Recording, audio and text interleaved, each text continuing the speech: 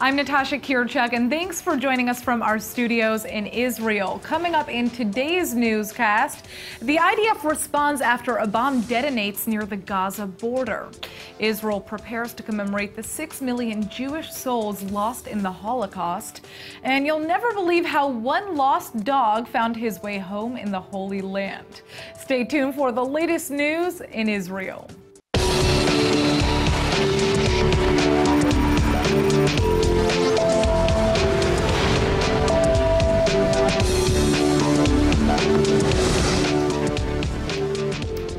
A bomb targeting Israeli construction vehicles has just detonated along the Gaza border. At this time, no Israeli casualties or injuries have been reported. No terror group has claimed responsibility for the attack yet, but as always, the army is holding Hamas responsible for the terror in the Strip.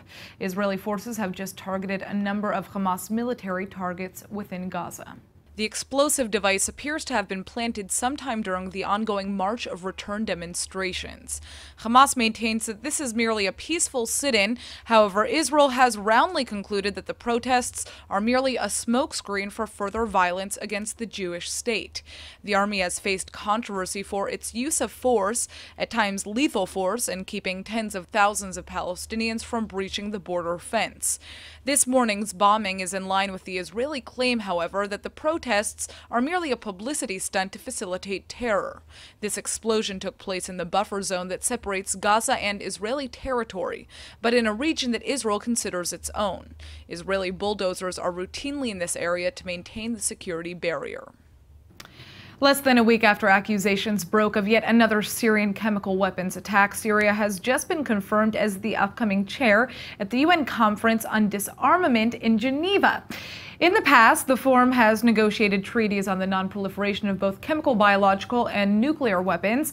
But with a country such as Syria now preparing to take the helm, many are again questioning the efficacy of such hypocrisy. ILTV's Aaron Porras has more on the report. So, Aaron, let's start with the accusations of hypocrisy.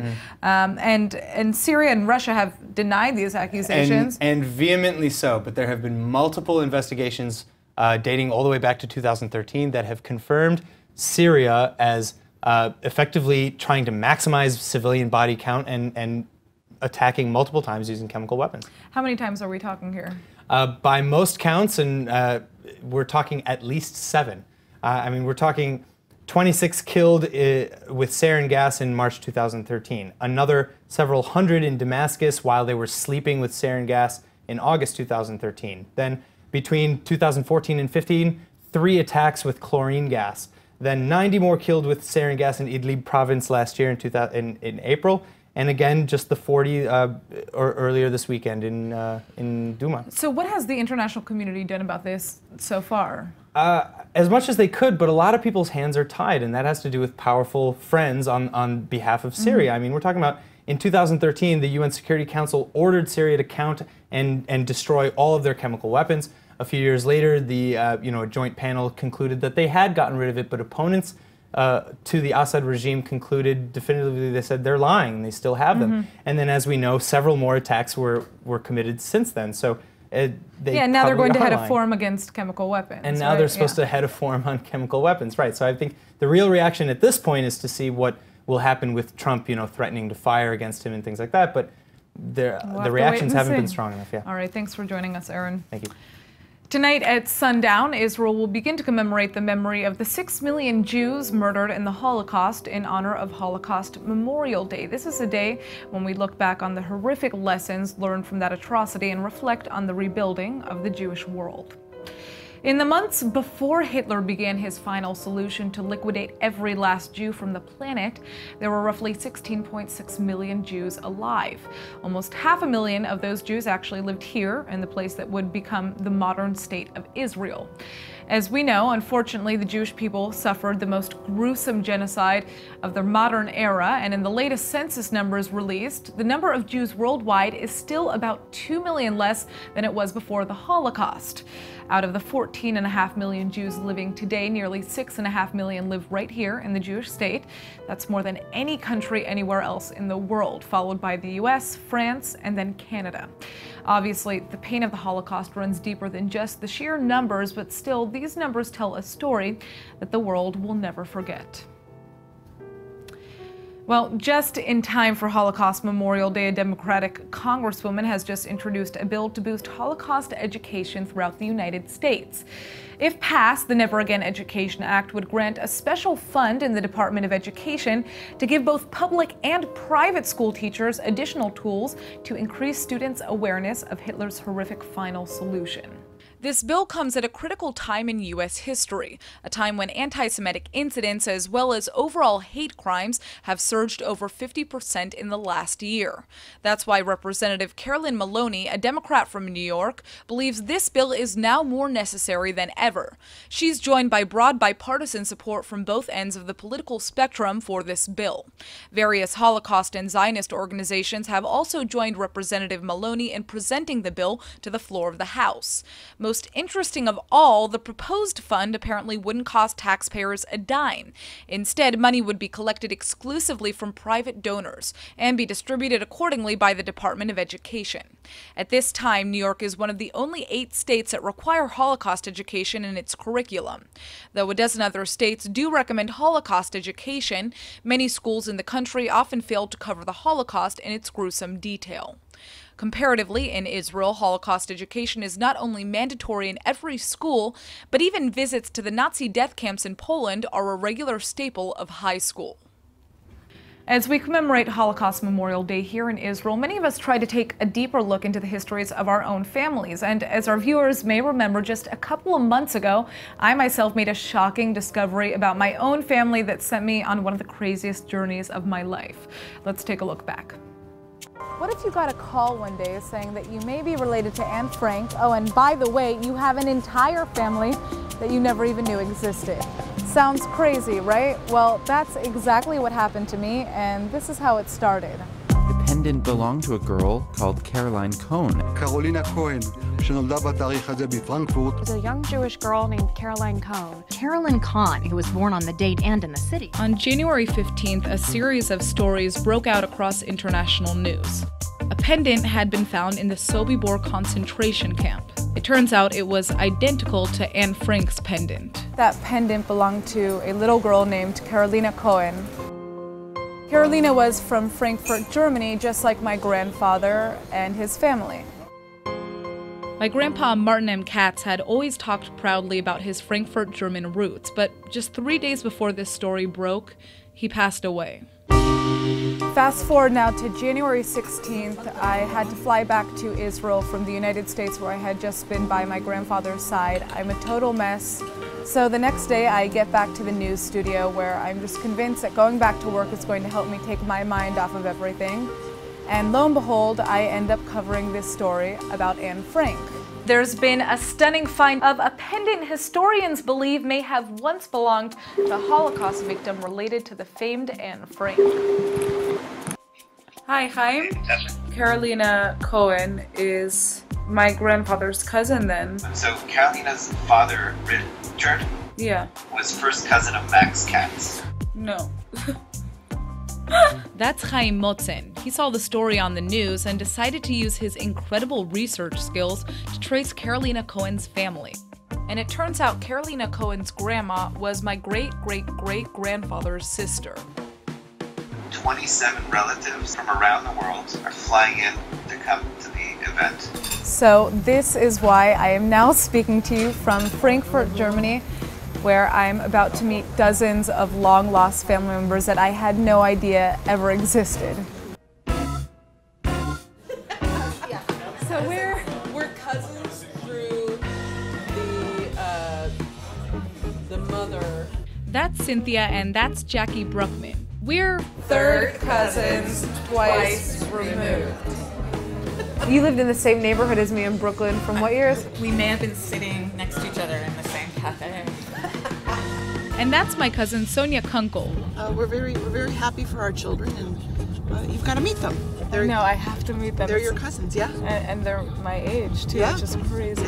And this cousin of mine, Krista Nelson, might have been the most thrown off by this entire story. Did you know that you had a Jewish background before this? Absolutely not, until I received a phone call from Chaim in April.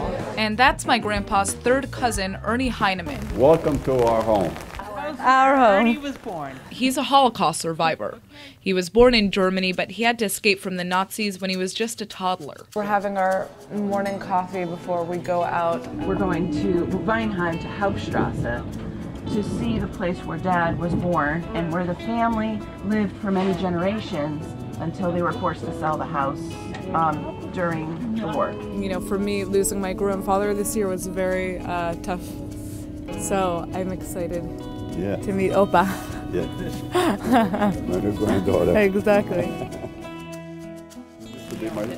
Our grandfather's upholstery store business, and my father used to work with him. And this would have been your store. This is where you would have grown up. Well, I if the don't know circumstances would have been different. Much different. We were very lucky in a sense that we survived because we had a lot of incidents where we wouldn't be here. We would be with Carolina right now. And this is a great honor having all these new cousins and new friends I have here and these extraordinary people researching our lives. The pendant that we find it very close to the cut-in-hair barrack and undressing barrack. At just 14 years old, Carolina was stripped and shaven, and then sent to the Sobibor gas chambers, murdered, along with her entire family. Probably, the pendant of Carolina Cohen fell between the two beams of the wood of the floor of this barrack. This is the location of the last home that Carolina Cohen and her family voluntarily lived in. Was it an accident or an act of defiance? I like to think, or should I say we like to think, that Carolina took back control in her final moments of life. Her pendant left behind to reunite her family. Say family. Family! Woo! Crazy, right? Well, if Holocaust Remembrance Day doesn't seem like a necessity in this day and age, I hope my family story is at least a reminder that even 70 years later, there are lives that are still being affected and generations more that will continue to be impacted. And on that note, we're going to go into our next story. For many, Israel symbolizes the dream of Jewish refugees who fled persecution and survived the Holocaust, seeking a safe place in the world to live in peace. This dream is at the heart of a fierce moral and political debate concerning Israel's African asylum seeker community. The state has branded them as legal infiltrators and has mobilized to deport them to an unnamed country in Africa against their will if necessary. But the majority, mostly Christians from Eritrea and Sudan, say they too fled persecution and genocide, seeking a better life in Israel. ILTV's Brett Allen Smith is here with us. And Brett, I understand that there's a new court ruling on this now. Correct. So as of now, there are over 200 asylum seekers currently being held in prison, and the state detained them for refusing to be deported to a third unnamed country in Africa, which is now widely believed to be Uganda. Now, a similar deal with Rwanda fell apart very publicly last week because the Israeli courts required Rwanda to assure the safety of deported migrants. And the High Court now has just given the government 5 days to either greenlight these deportations of these men in jail, maybe go into Uganda, or else let them go because time's up. Right, and this entire deportation plan is obviously highly controversial.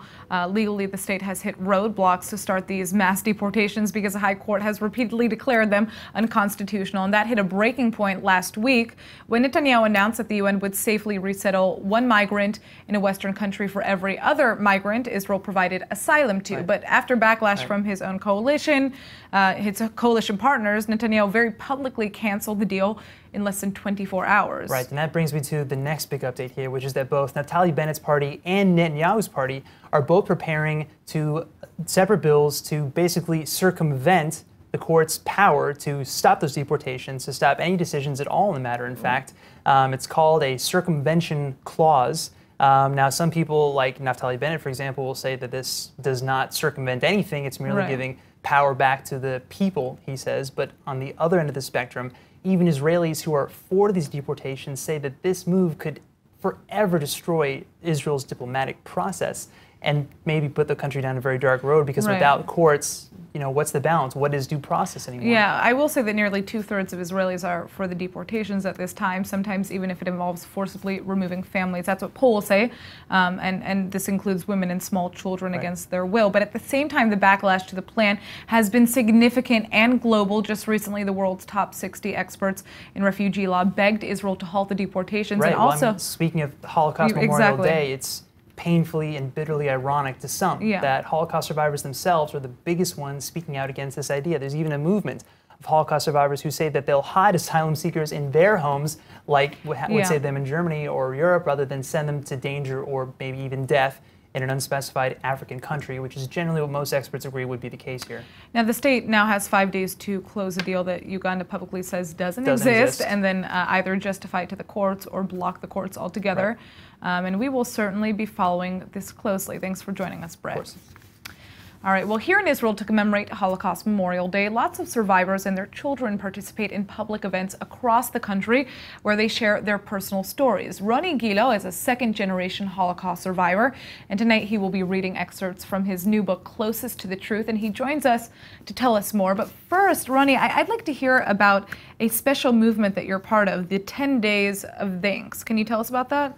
Yeah, but as an opening statement, I would like to say that what are we doing really? We are restoring the dignity of those 6 million people, the dignity that was stripped out of them and was really taken out from them, and we are putting them back to life in a way, in those little stories that we are each telling. This movement is a very, very interesting movement, because it is an initiative of especially young people that are doing an event that is ongoing every year for 10 days between Yom HaShoah, the Holocaust Day, and Yom Ha'atzmaut, the Independence Day. They're taking 10 days and saying thank you to all this amazing magic that is called the State of Israel. This is not something that just came out of it. And this year, they decided to take or to give an honor to Holocaust survivors, those people who laid the base really to that country, and to say to them, thank you to the people that still are alive among us. Absolutely, and I see that you have your book in front of you, and also another little book there, a diary, it seems. Can you tell us about what you're holding here? I came into that idea or in that business when my mother, she's from Vienna, she didn't talk a lot about the Holocaust. I knew in a way that there is some details, what happened over there, but she never really went into detail, or because she didn't know, or because she didn't want to know. And when she died, she just left this diary. And that first cabinet, that you obviously will open after the Shiva, and suddenly I see a diary that I never knew she wrote, and she wrote it 155 pages. She started it at the 11th of March, 1938, when Hitler enters Vienna, and that day, when she sees that happening, she says, 18 years old she was, she said, we are all finished. Wir sind alle fertig. It's written black and white in that diary, arguing for 4 months in that diary with her parents, that you see in the picture, that we see in the picture. And they are saying, no, don't get panic, they're up and they're downs in oral history. And she said, no, I'm leaving. And in 4 months she was in Israel. She started beautiful life. Here is the outcome, or one of them at least. And I can imagine that you incorporated that into the book that you wrote here, and then, her parents, left 1 year only after.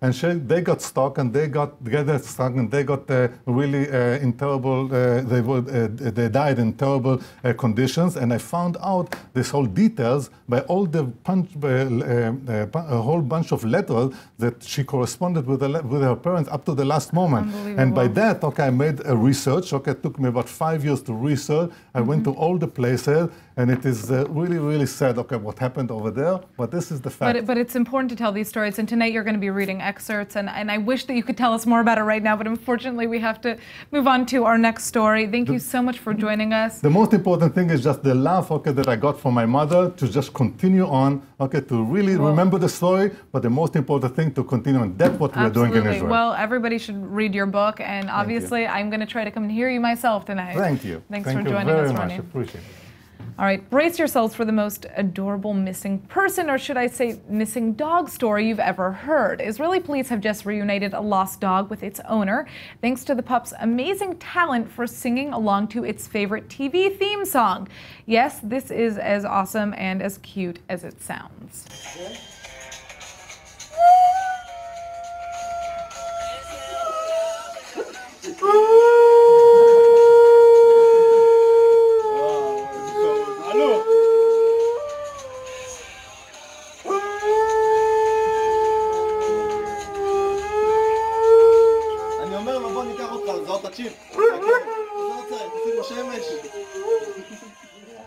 All right, police found the stray dog here, a Siberian husky, wandering around the Bedouin town of Tel Sheva.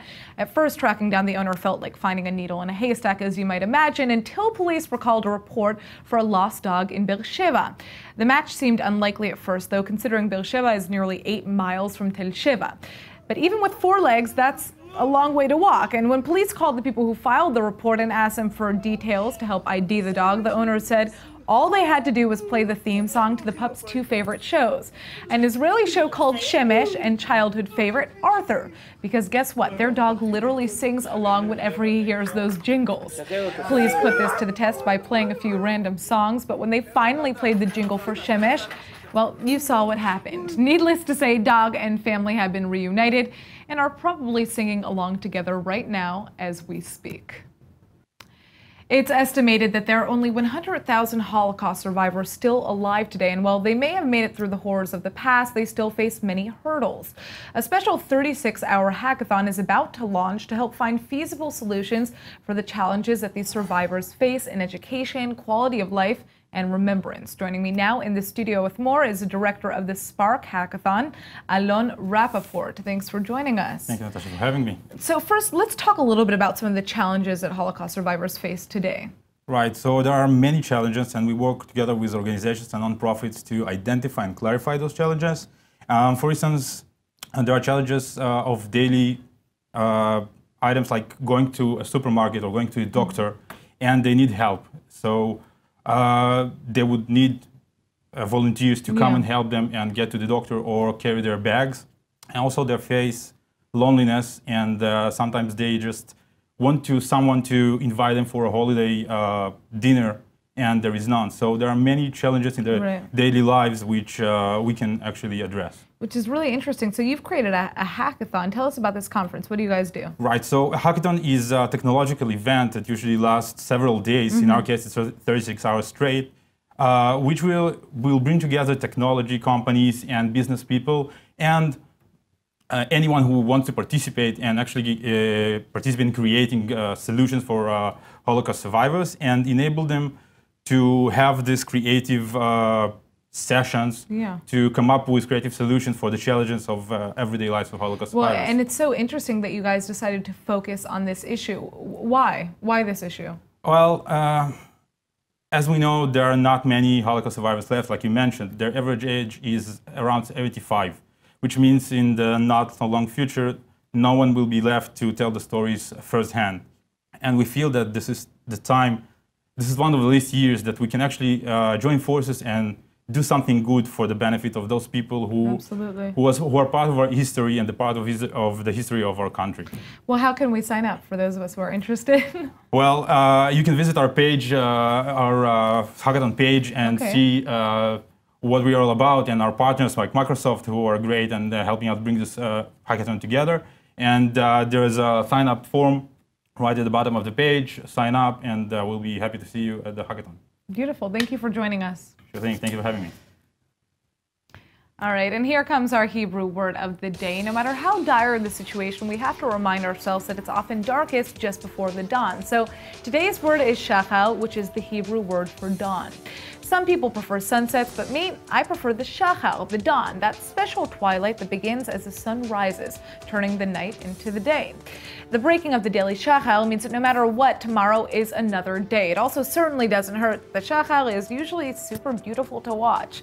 Both the word and the meaning of the shachar are why shachar is actually a pretty common name for Israelis here in the Holy Land. Don't ask me why, but usually it's a girl's name. All right, let's go ahead and take a look at the weather forecast. Tonight should be partly cloudy, but with a pleasant low of 56 or 13 degrees Celsius. Tomorrow you can expect a rise in temperatures to a high of 75 or 24 degrees Celsius. All right, that's it for today's news. Today's exchange rate is 3.51 shekels to the American dollar. Remember to sign up for our daily newsletter at iltv.tv, and don't forget to follow us on Facebook at Israel English News and on Twitter at ILTV News. I'm Natasha Kirchuk, and thanks for watching.